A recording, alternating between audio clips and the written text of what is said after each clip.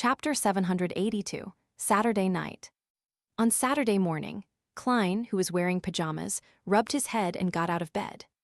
He didn't sleep well, as different women would inevitably enter his dreams, scaring him awake. He needed to spend several seconds to calm his emotions before returning to sleep again. Thankfully, this weakness only lasts 6 hours, and there's no need for me to head out in the middle of the night. I didn't have to face the maids. Klein sighed as he pulled the rope beside his bed. Richardson, who had been waiting outside, immediately entered with the clothes his employer needed to wear. I've no idea what Arodes said. Richardson seems to try to avoid me when facing me. Was it the kind of ladies he mentioned he likes, and that it happens to also be at odds with how society views it? Klein happened to only hear the magic mirror mention the kind of women that Butler Walter liked when he rushed back. He wasn't sure what had happened prior to that. He didn't use dream divination to obtain the corresponding information, as he didn't feel that it was necessary. After all, with Richardson's personality, he wouldn't have the courage to take action no matter who he liked. It wouldn't have had any additional effects. After changing into his clothes, Klein headed to the second story and walked to the dining room. Walter was wearing white gloves as usual, waiting by the entrance. Upon seeing Dwayne Dance approach, he took a step forward and bowed politely. "Good morning, sir. You have 2 lessons today. In the evening, you will be participating in the banquet at Mr. Portland Moment's place." Portland Moment lived at 100 Birkeland Street. He was a full-time professor at Backland University's Department of Engineering, a fellow at the Lone Kingdom Imperial Science Institute. As he had discovered a few metal alloys, he had received the Light of Machinery Award, and he was just second to people like Tyranny von Helmesuen in the world of academics. Furthermore, the few metal alloys were widely used in ship and steam engine construction. Just the licensing patent was enough to make him a tycoon with a wealth of hundreds of thousands of pounds. Upon hearing Walter, Klein casually glanced at him, realizing that he had some dark eye circles. His eye bags were a little puffy, making him look different from usual. It was as though he hadn't slept well the entire night. If not for a Faceless's powers, Dwayne Dance would probably look the same. Klein retracted his gaze in pity and didn't speak further. As he nodded gently in response to Walter's greetings, he entered the dining hall. To be honest, Klein was rather impressed with him. He was able to hold back his fantasies and stop himself from approaching her to seek out pleasure, despite frequently meeting a demoness. All he did was have wet dreams that included the target when alone at night.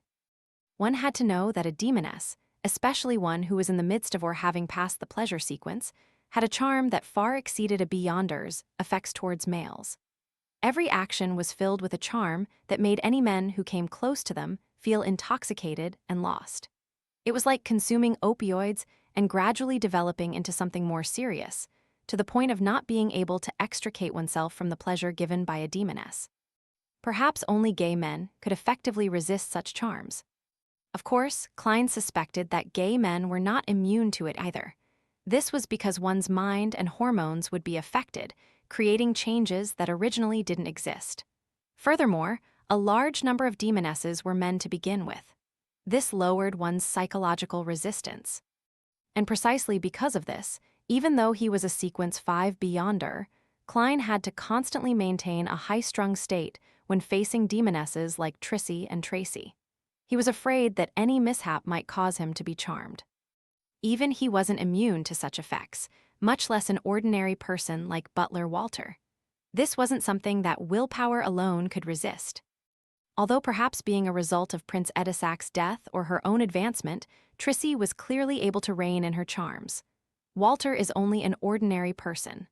Even if he is one, he's at best a Sequence 9 or 8. For him to maintain his present state implies how strong his self-restraint is. He's very loyal to Prince Edisac, and he loves his wife and daughter. As Klein sighed, he sat down. Breakfast today was his favorite daisy pie. The oil that effused out of it made him salivate. The sea late at night was nearly black, as it was faintly dyed with a sliver of crimson red. It was calmer and quieter than in the day. The Blue Avenger was ebbing up and down in the waves like a ghost, as it cruised towards the crimson moon. Alger Wilson stood at the bow, looking far away at the waves. On the surface, he appeared staid as usual, but deep down, he could hardly hold back his agitation. Ahead of him was the Abyss Maelstrom, north of Sanya Island. As it was a dangerous vortex that was famous for appearing without any signs, no ship was willing to enter these dangerous waters. After delivering the report and leaving Pasu Island, Alger commandeered the Blue Avenger all the way north, where they circled around Sanya Island and headed for this area. Midway, they had docked at a harbor for resupplies without wasting any more time. As for whether he would be suspected for heading north, Alger wasn't worried. This was because the Church of Storms was happy to have its captains head north of the Sanya Sea and the Fog Sea in order to obtain intel on the Fasak Empire, Inti's Kingdom, Church of the Eternal Blazing Sun, and the Church of the God of Combat. Looking back at his ship, Alger walked deckside, took out a charm made of tin, held it in his palm, and chanted the incantation, Storm. A blue flame soared and devoured the charm. Alger suddenly sensed a baffling affinity with all the fish in the ocean beneath him. At that instant, both parties were able to communicate at the psyche level. The tin charm was one of the items he had obtained from his resupply at Pasu Island, allowing him to have an affinity with undersea creatures, providing a crude level of psychic communication with him. Amidst his thoughts, Alger didn't think of obtaining any intel. All he did was wait for the Blue Avenger to approach the Abyss Maelstrom and make a second attempt. Seconds turned into minutes as Alger, who had failed nearly 100 times, finally learned from a spindle-like fish about where Obninsks often appeared. If I didn't know that the target is near the Abyss Maelstrom, I would have long given up. It's really difficult to grasp any reliable information through a brute force search. Alger concluded as he touched his pocket. He had already used up most of his affinity charms, with only 5 left. I'll have to get another batch of them when I return. Others must not discover that I've expended all these. I heard the Rorsted Archipelago's resistance has plenty. Heh heh. As Alger was pondering, he changed the direction of the Blue Avenger for the spot he had just learned about. About an hour passed as the Blue Avenger stopped. Alger casually took out a sealed metal bottle. This was the sanguine anesthetic gas that he had spent 130 pounds to buy from the moon. He had no doubt in regards to its effects, because he had used one in the past. As the Blue Avenger was a ghost ship, it didn't need many people to man it at night. There was only one person every night who was in charge of watching the ship, preventing it from deliberately creating problems or cruising into dangerous waters. As the captain, Alger had arranged himself to be on duty that night without anyone noticing. After he was done with his preparations, he came to the door of the sailors, took out a metallic pipe, and opened the bottle.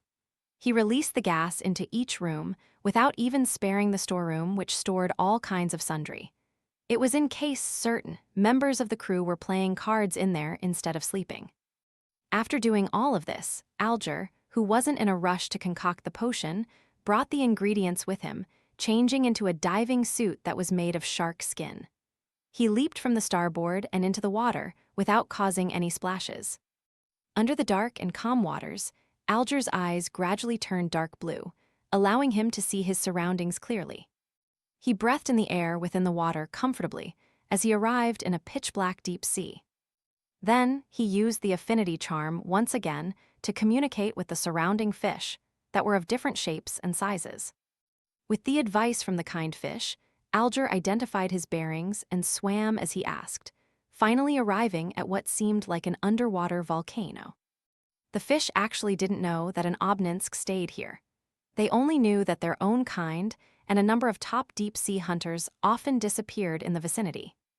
With his Beyonder powers, Alger looked far ahead and saw the huge, black cave in the undersea volcano. Tentacles that were thicker than pythons found in a southern continent primitive forest gently flailed outwards.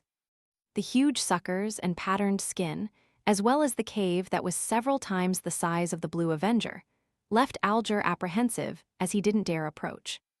An Obninsk is at least a powerful sequence 5. Furthermore, it has a terrifying body. I can confirm that it's my target. Alger carefully swam over and stopped at a distance from the threat. After careful identification, he used the affinity charm once again. Following that, He allowed his spirituality to pass through the water and reach into the cave in an attempt to communicate with the powerful psyche force that was huddled inside. The massive psyche slowly relaxed as countless thoughts were released. It was taken aback for a moment before its psyche suddenly erupted like a volcano. Roar! Amidst a terrifying sound, the cave produced a ludicrous vortex that sucked the surrounding water, trash, as well as Alger towards it. It's filled with animosity. Alger's pupils constricted as his body turned slippery, as he was driven by a formless wind backward in an attempt to escape. He used several Beyonder powers before escaping the influence of the vortex. He didn't dare stay near the undersea volcano, and he quickly surfaced before opening up a gap. Almost a minute later, Alger, who had escaped the dangerous area, spat out bubbles as he heaved a sigh of relief. That Obninsk can actually resist the influence of charms that increase an affinity with sea creatures. Does it hate items with the Lord's aura? After some thought, Alger, who didn't wish to waste this opportunity, steeled his resolve since he had already come this far. He began using Elvish to pray amidst the seawater. The fool that doesn't belong to this era.